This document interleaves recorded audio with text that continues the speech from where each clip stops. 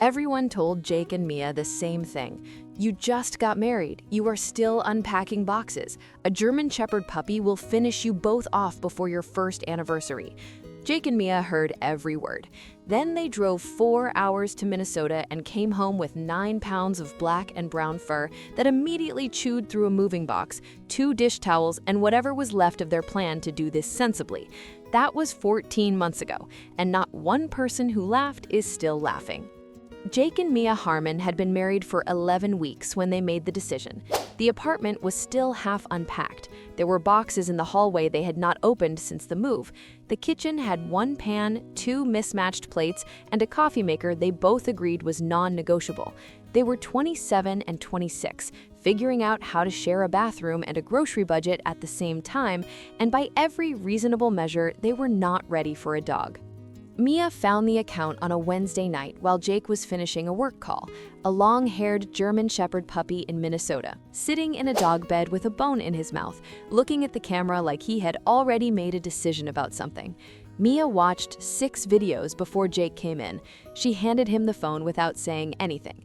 Jake watched 4 videos and said, "We should think about this carefully."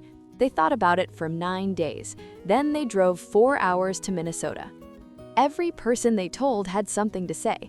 Mia's mother said, "You cannot even keep a plant alive, Mia." Jake's older brother said, "A GSD in an apartment is a recipe for disaster." Their friend, Tyler, who had grown up with dogs and considered this expertise, said German Shepherds need a yard, a job, and someone who has done this before. None of you qualify. Jake's coworker said, "Just wait until your first vacation. You will regret this in 6 months." Mia wrote all of it down in a notes app on her phone. She still has the list. She looks at it sometimes and laughs. They named him Scout. He came home on a Friday evening in March, 9 pounds, ears still folded, already certain that everything in the apartment was his. The first night, Mia set up his crate with a blanket and a worn t-shirt like every guide recommended. Scout looked at the crate, looked at Mia, and began making a sound that could only be described as a formal objection. By midnight, he was asleep between them on the bed. Jake looked at Mia over Scout's head. Mia said, "We'll work on it." They never worked on it. The first month was loud, fast, and occasionally expensive. Scout destroyed 1 phone charger, a throw pillow, the corner of a rug, and a paperback Jake had been meaning to finish for 2 years. He also figured out how to open the cabinet under the kitchen sink, which led to a Tuesday afternoon incident involving a dish sponge that neither Jake nor Mia speaks about in detail. But in between the chaos, there were these moments of absolute stillness. Scout would crash mid-play, drop wherever he was, and fall into the deepest sleep, legs in all directions, completely surrendered. Jake and Mia would just stop and look at him, every single time. German Shepherds are the 3rd most intelligent dog breed in the world. Originally bred in Germany in the late 1800s to think and work alongside humans with precision. What that meant in an apartment in their mid-20s was a dog who learned sit, stay, and leave it within the first 2 weeks, who understood the difference between Jake's work voice and his regular voice, and who had quietly decided that his primary job was to stand between Mia and the front door whenever anyone knocked. Not aggressive, just present. 8 months old and completely serious about it. Jake looked it up one evening and found that German Shepherds have served as police and military dogs for over a century. He showed Mia.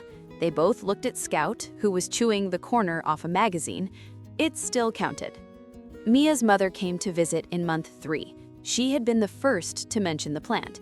She walked through the door, Scout looked at her, then went and got his favorite toy, a rubber bone he had carried room to room since week 1, and placed it at her feet with the careful precision of someone presenting a gift they had thought about. Mia's mother sat down on the floor in her travel clothes and did not get up for 40 minutes. On her second day, she asked if Scout could sleep in the guest room with her. He could. He did. On the drive home, she called Mia and said, "I understand now." She did not explain. She did not need to. Still watching but haven't subscribed yet? That honestly surprises me. Hit subscribe. You will want to see where this goes. Month 5 brought the first real test. Jake had a work trip, 4 days, impossible to reschedule. It was the first time Mia and Scout would be alone overnight. Mia told herself it would be fine. It was better than fine. Scout slept on Jake's side of the bed with his chin on Jake's pillow, and every morning followed Mia to the kitchen and sat on her feet while she made coffee, like he had quietly decided that keeping her company was now his job, and he intended to take it seriously. When Jake came home on day 4, Scout heard the key in the lock from the back bedroom and was at the door before it opened. Jake sat on the floor of the entryway with 70 pounds of dog in his lap and stayed there for 10 minutes without saying a word. Their friend Tyler came over in month 7. Tyler, who had said, "None of you qualify." He arrived with pizza and left 4 hours later, having taught Scout 3 new commands and filmed 17 videos of him doing the head tilt. From the elevator, he texted asking for the breeder information. Mia sent it. She also sent the Notes app list.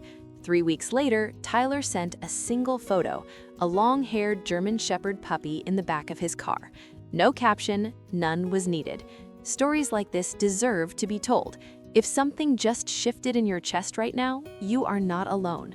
It has been 14 months since Jake and Mia drove 4 hours to Minnesota on what everyone agreed was a terrible idea. Scout is no longer 9 pounds. He is 81 pounds of long, dark fur who has claimed the left side of the couch and developed a ritual of bringing one item to the door when either of them comes home. Jake gets the rubber bone, Mia gets a sock. Nobody knows why. They stopped questioning it around month 4. But here is what nobody warned them about. Nobody said that a German Shepherd puppy would make their first year of marriage feel like something they were building together, instead of just living beside each other. Nobody mentioned that learning to care for something small and completely dependent on you would turn out to be the thing that taught them most about how to be a team. Nobody told them that. Not one of the people with all the opinions said a single word about that part. Everyone said it was a mistake, every single person, and not one of them was right.